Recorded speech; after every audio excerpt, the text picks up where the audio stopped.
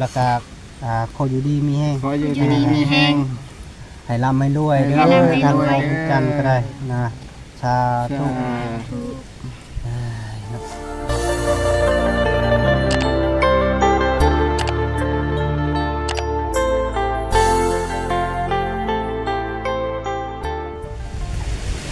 ครับสบายดีเลยสวัสดีเด้อ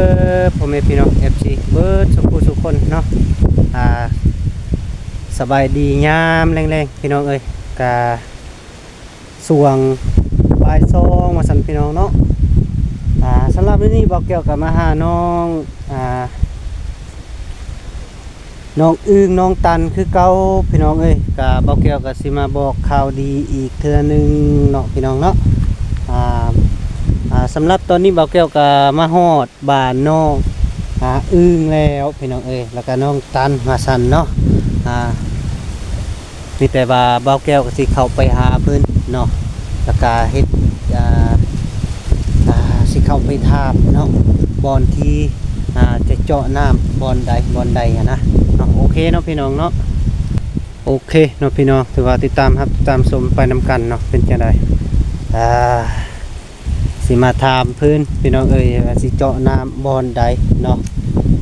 สิมีน้ำบ่อหรือว่ามาเจาะเนาะข่าวดีมาอีกแล้วเนาะน้องๆเพิ่นก็ได้ป้าลุงเด้อโดยสบายดีหมดทุกคนปีใหม่เนาะตอนรับปีใหม่จาก30 ปีกับ31เนาะขึ้นไปเรื่อยๆเนาะจากอายุ9 ปีก็เป็น10 ปีเนาะ2025ก็ปีนี้ก็2026เลยเนาะเนาะกินข้าวกินน้ำละบ่โดยได้ยังกินไข่โดยได้มาที่ไสไข่บาวลี่เอามาให้อ๋บาวลี่เอามาให้โดยเราก็มาหาบ่มาหาตะมือนั้นไปมาหาแต่มือนั้นพุ่นบ่โดยโอเค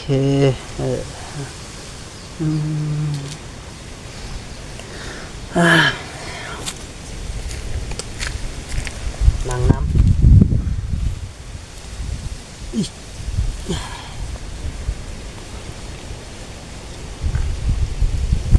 สบายดีเด้อพี่น้องเด้อ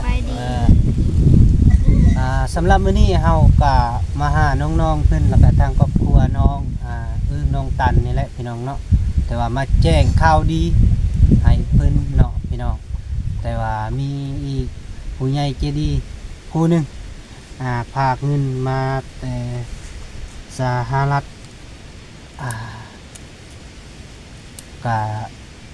$200เนาะฝากมาให้โดยเรื่องเพิ่นฝากเงินมาให้นี้ก็เพิ่นอยากให้ทางนาบาวนี่เจาะน้ำให้เจ้าโดยน้ำมาดานแล้วก็หลังจากนั้นที่ว่าเพิ่นมีเมตตาให้เนาะเป็นจำนวนเงินก็ประมาณ4 ล้านนี่แหละโดย4 ล้านเนาะเพราะว่ามันก็ไล่กับไล่เป็นเงินบาทก็6,000เนาะ6,000แล้วก็6,000แล้วก็บัดนี้จำนวนเงิน4 ล้านแล้วเป็นยังไงเจาะน้ำมาดานให้เนาะแล้วก็ภาคส่วนเงินที่เหลือต่างๆแล้วก็เขาจะมอบให้เจ้าคืนคันมันเหลือนะคันมันเหลือคันว่าบ่เหลือก็ถือว่าจ่ายแต่นั่นแหละจบเนาะโดยมีแต่ว่าจังซั่นแล้วก็เฮาก็มาแจ้งข่าวเนาะแล้วก็เรื่องสิเจาะน้ำนี้ที่เจ้ามักบ่อนใดที่เจ้าบอกเลยเนาะหรือว่าการเจาะน้ำนี้ค่อยบ่มีเวลามาอีกเพราะว่าค่อยมีเวียกหลายแล้วก็มีแต่ว่าสีนัดกับสร้างเจาะน้ำหันมือใดแต่ว่าสำหรับแต่เจ้านี่จะบ่มีรถไทยเนาะอันนี้ คันบ่มีถือว่ายืมของพี่น้องก็ได้มีแต่ว่าคนน้ำไว้อ่าใส่ปุ๋ยก็ประมาณลายเติบได้ โดย น้ำนะน้ำหยังก็ได้น้ำน้องก็ได้บ่ได้เลือกว่าน้ำนะเพราะว่าเพิ่นสิเจาะน้ำเนาะมันต้องได้ใส่น้ำได้ โดย ทอกน้ำนะมันสิบ่พอประมาณนั้นนะหลังจากนั้นแล้วก็มีหยังก็คันว่ามีพี่น้องเพิ่น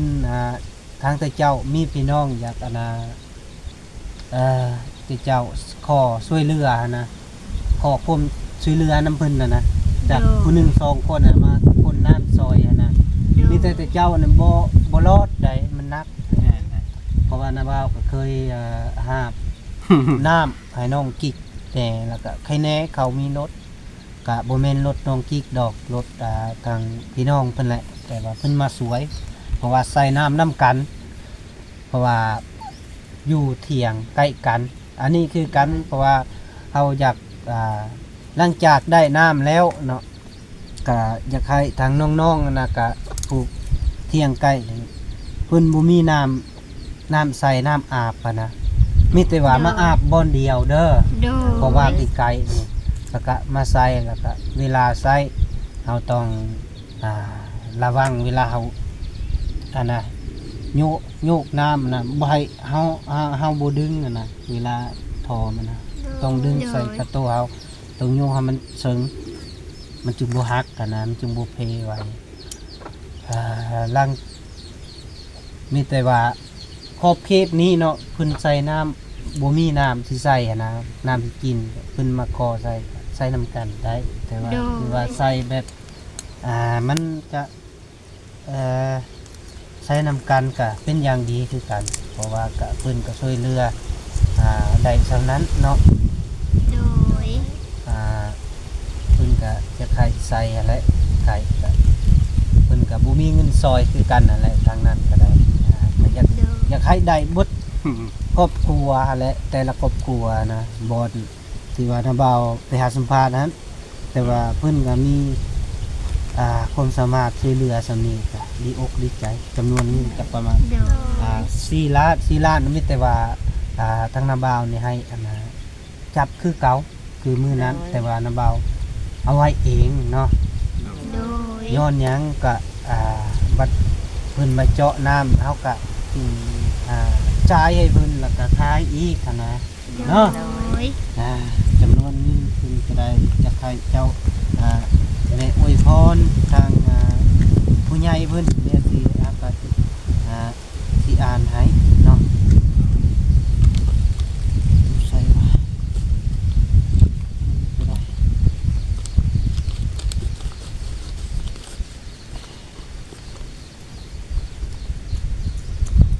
tụi đây là tắt đấy con cháu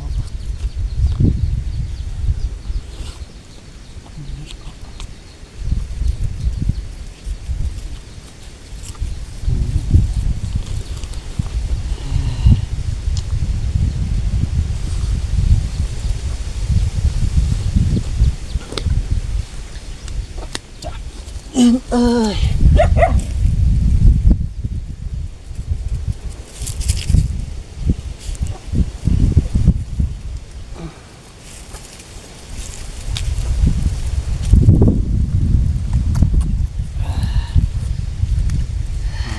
จำนวนเงินเนาะค่อยเข้าไปเอาเสาร์นี้แล้วก็เท่าไหร่ก็5 ล้านก็ไล่ขนกับเงินนาบ่าวแน่อยู่ปีแล้วก็กับเงินพ่อสร้างคุณพากันนะอยากให้ซื้อซีนไปให้นะไปเฮ็ดแต่ว่านาบ่าวบ่มีเวลาจากมื้อใดสิได้ไปก็สินัดทาง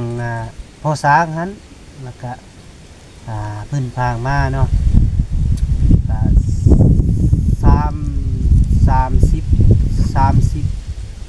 330 ดอลทางไปเจ้าแล้วก็200 ดอลนาบ่าวก็100 ดอลพอดีพอสร้าง30 ดอลเป็นทางกันนะแล้วก็เงินนี้จะให้เจ้านับเด้อนับเป็นนับเบิด มันกายบ่เบิ่งมันก็สินับให้เจ้าเลย1 2โอ้ยแม่นยังวะ น้ำห้องนึง 1 2 3 4 5 6 7 8 9 10หมด1 2 3 4 5 6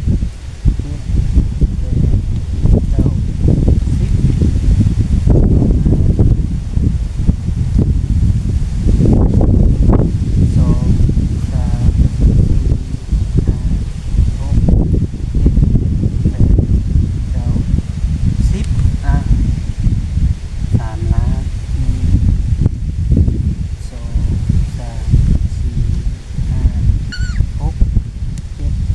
8 9 10 4 ล้านส่วนนี้เงินจำนวน4 ล้านนี่เนาะก็ โดย เพิ่นภาคมาให้อันนาบ่าวน่ะเจาะน้ำให้คือนาบ่าวเว้าให้แหละ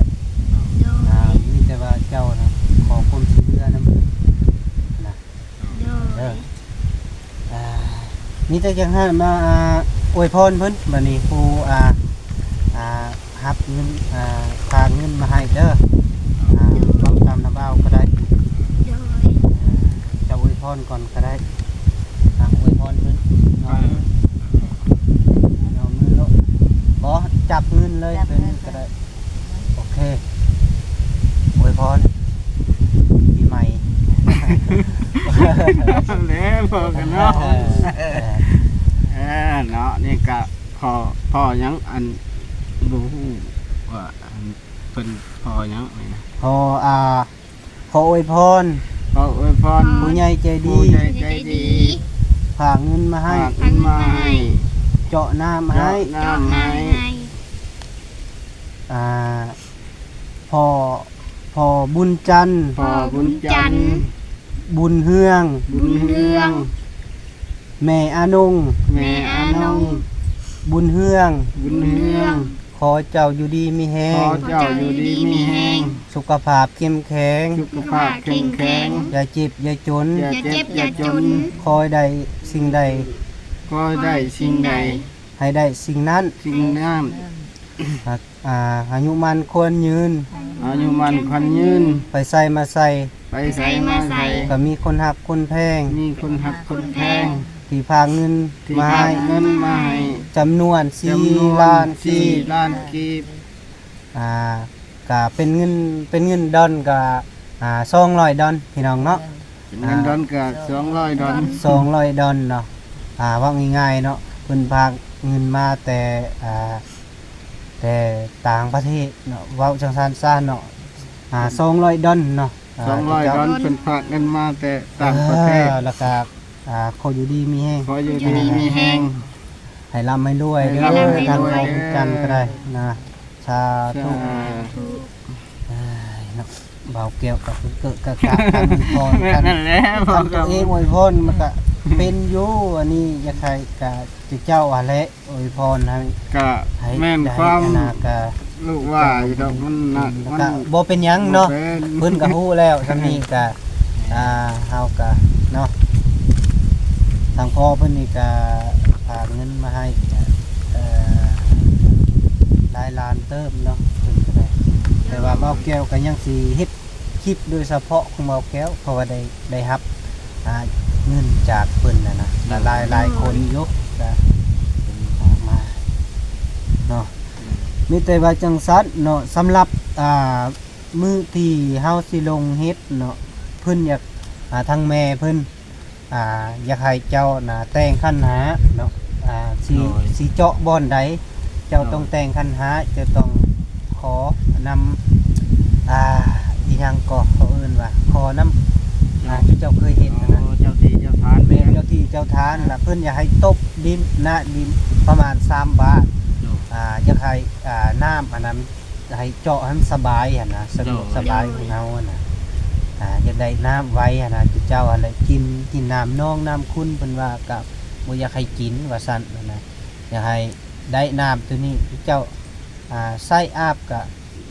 บ่อนเดียวแล้วก็ตักกินก็ได้เนาะ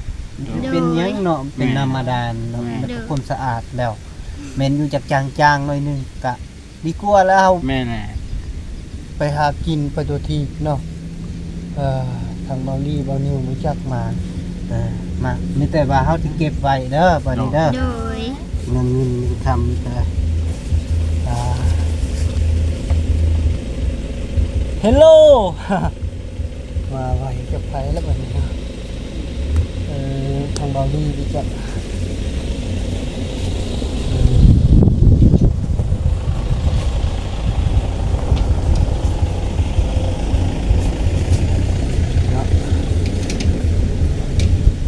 เอาเนาะมิแต่ว่าจังสันนั่นแหละมิแต่ว่าอยากสิเจาะบอนใดก็มิแต่ว่าค่อยมาแล้วก็จึงว่ากันก็ได้หรือว่าไปเบิ่งเลยก็ได้สิเจาะบอนใด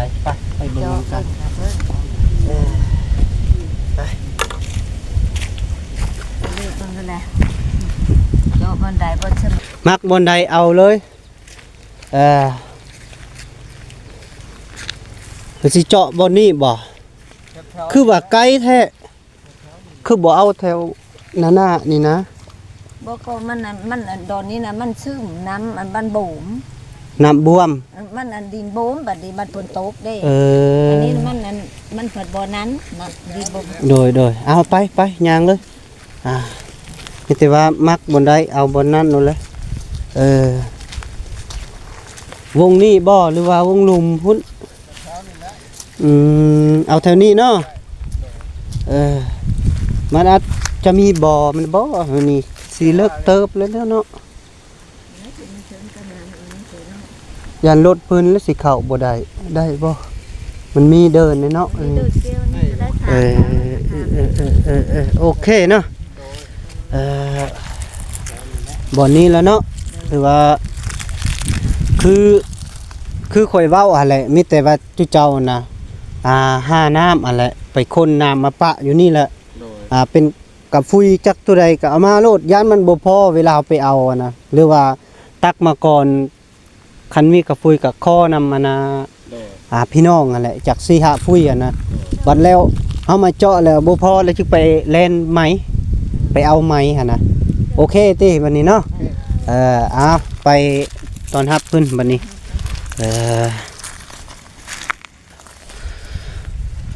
เอาเนาะพ่อแม่พี่น้อง FC เบิดทุกคนเนาะถือว่าเบาแก้วกาสิได้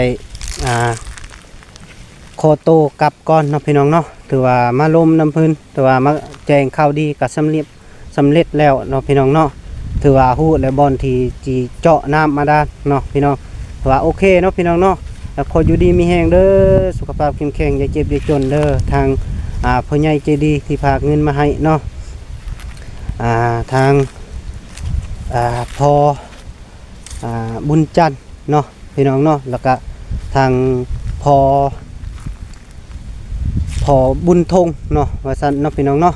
ที่ฝากเงินมาให้เบาแก้วกาขอขอบขอบใจหลายๆขออยู่ดีมีแรงอายุมันควรยืนเด้อแล้วก็ขอพากทาง FC อย่าลืมกดไลค์กดแชร์กดติดตามทั้งสองของเบาแก้วเนาะขออยู่ดีมีแรงมือตุกทานเนาะที่รับเบิ่งรับชมก็